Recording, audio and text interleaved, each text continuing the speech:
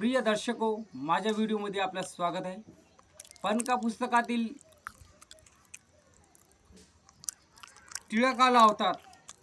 शास्त्रानुसार जर ब्राह्मण टिळा लावत नसेल तर त्याला चांडाळ समजले पाहिजे। टिळा लावणे धार्मिक कार्य आहे। टिळा केवळ ब्राह्मण लावू शकतात व इतर जात लावू शकत नाही।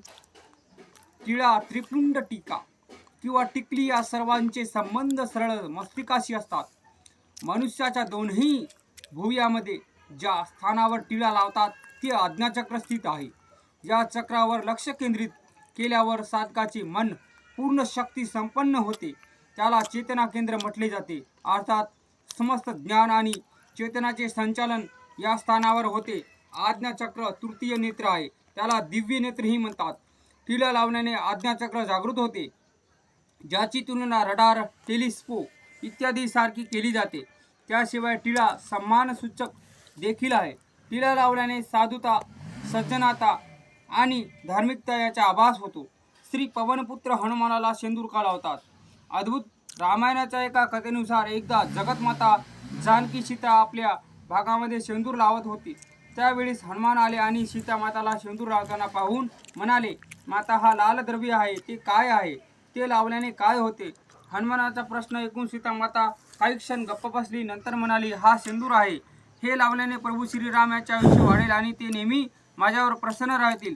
चिमूटभर शेंदूर लावल्याने प्रभू रामचंद्राचे आयुष्य दीर्घ आणि प्रसन्नतेचा होईल। हे माता जानकीच्या मुखातून ऐकून श्री हनुमानाने विचार केला की जर थोडेसे शेंदूर लावल्याने प्रभूचे आयुष्य दीर्घ होते तर का नाही मी माझ्या संपूर्ण शरीराला शेंदूर लावून प्रभूला अजरामर बनवून? आणि हनुमानाने तसेच केले।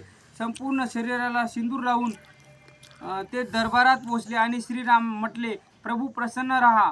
हनुमानाच्या अंगावरील शेंदूर पाहून श्रीराम हसू लागले व म्हणाले, वत्सा, ही काय अवस्था बनवली आहे? तेव्हा हनुमानाने सर्व वृत्तांत सांगितला।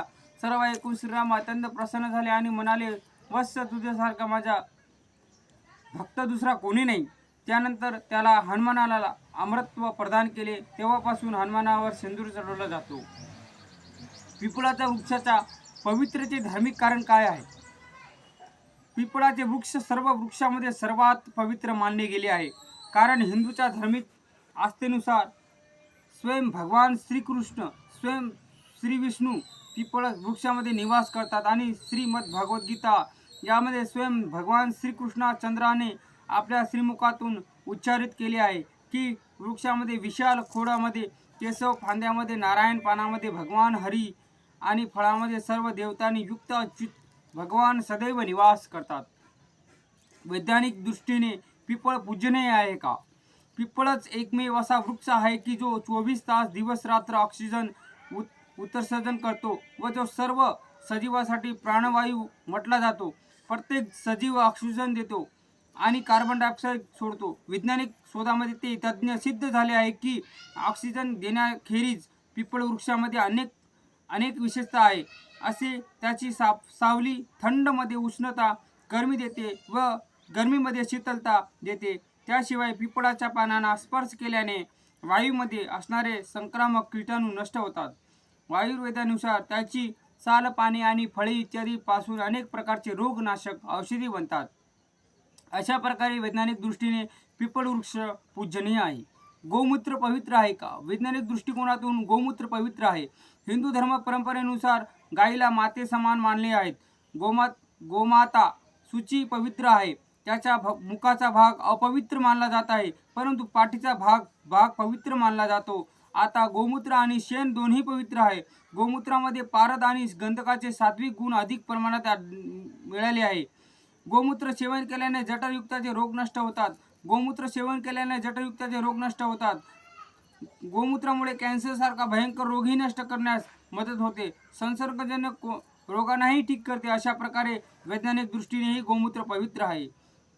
गंगाजल अति पवित्र पावन म्हटले जाते। गंगेला देवताची नदी म्हणतात। गंगेच्या पाण्यामध्ये कधीच किडे पडत नाही आणि उगमस्थान गोमुख आहे, त्यामुळे तिचे जल पवित्र मानले जाते। गाईचे दूध पवित्र आहे का? कसे?